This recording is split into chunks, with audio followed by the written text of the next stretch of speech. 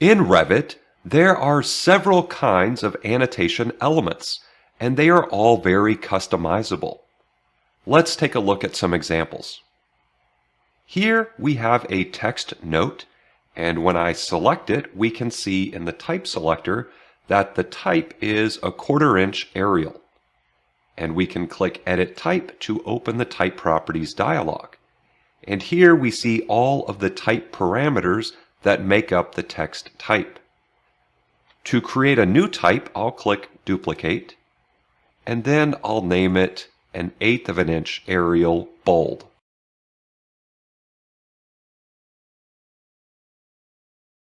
Then I'll click OK, and now we can adjust any of these parameters as we need. For example, we could adjust things like the color, choose the background, which can be opaque or transparent, choose whether or not to show the border, and then even adjust the leader arrowhead. For example, I'll change that to arrow filled 20 degree, and then we can control the text parameters, which includes the font, and there are several options available, but we'll leave it set to Arial. And then the text size, we will change to an 1/8 of an inch to match the name that we gave it. Then we can control the tab size and then choose whether or not we want it to be bold, italic, or underline. And since we named it bold, we'll make it bold by simply checking the checkbox. And then we can even control the width factor. Now I'll click OK. And since I had this text note selected, it updates to the new type we created. And when I add a leader, we can see that it has the arrowhead type that we selected. Next, I will select a dimension.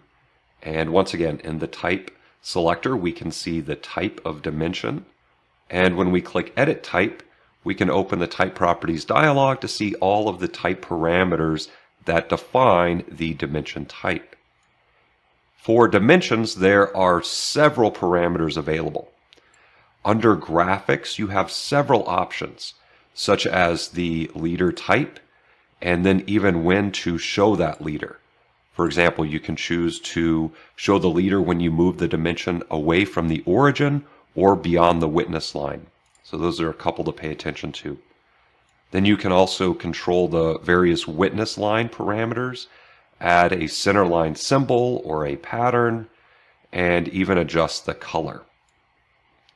Under text, you can control the text style of the text in the dimension, so that dimension value text. Very similar to the text type, you can control whether it's underline, italic, bold, the text size, and also the text font. Another thing you may want to adjust is the read convention, and you can see there are several options there. Under primary units, you can control the unit's format. When you click the button, it opens the format dialog, and by default, it's going to use the project settings. But if you want to adjust it independently, simply deselect that option, and then you can adjust the units as well as the rounding. For example, I'll change the rounding to the nearest 1/8 inch, and then I'll click OK. You can also add alternate units. You can add alternate units to the right of the primary units or below. For example, I'll select below, and then I'll leave it set to millimeters, and then I'll click OK. And when I do, you can see the primary units in feet and fractional inches, as well as our alternate units below in millimeters. Next, I will switch to the Annotate tab, and in the Tag panel, I'll expand the Keynote split button, and we can see several options here. There are 3 kinds of keynotes that you can place: element keynotes, material keynotes, and user keynotes. And then you can click Keynoting Settings to open the Keynoting Settings dialog. You can select a keynoting data file or a keynote table by simply clicking Browse and navigating to that location. And then another thing you want to pay attention to is the numbering method. Are you going to number keynotes by keynote or by sheet? When you select by sheet, then it's simply based on the keynotes that are actually placed on the views that end up on the sheets. Then you can click OK.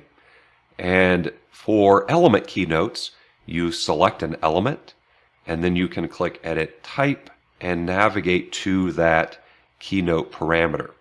So if I scroll down here for this wall, under Identity Data, I can see the keynote parameter. And when I click in that field, I can click the More button, and then I can choose a specific keynote. For example, I will select wall covering, and then I'll click OK, and then I'll click OK to close the Type Properties dialog. And now when I go back to the Keynote Split button, I will click Element Keynote, and now I can place a keynote on that wall, and it will reference the keynoting parameter that we just adjusted. Alternatively, I could place a keynote, a material keynote, and it would reference the keynote for the actual material. Or I could place a user keynote, and then I could manually select a keynote. For example, after placing the Keynotes dialog will open, and then I can select a specific keynote. I'll click Cancel for now, and then click Modify to end the command. And then I will simply delete that last keynote there. For generic annotations, you can place them using the Symbol tool. On the Annotate tab in the Symbol panel, when you click Symbol, you can see various options in the type selector, and those are generic annotation families that have been loaded into the project. For example, I'll select the north arrow and click Edit Family, and it'll open the family in the Family Editor, and we can see that the category is generic annotations. So when you create a new family, you can choose the generic annotation template and create some type of generic annotation that you can then place in the project using the Symbol tool. Lastly, we'll look at match lines and view references. On the View tab in the Sheet Composition panel, you can see the match line tool as well as the view reference tool. So if you have multiple areas that are defined by various scope boxes to place smaller views on sheets, you can place match lines. And when you activate the tool, you can simply sketch lines that will act as the dividing lines between the various areas of your project. And then you can place a view reference and simply select the view type and the target view, and then you can simply click in the drawing area to place it.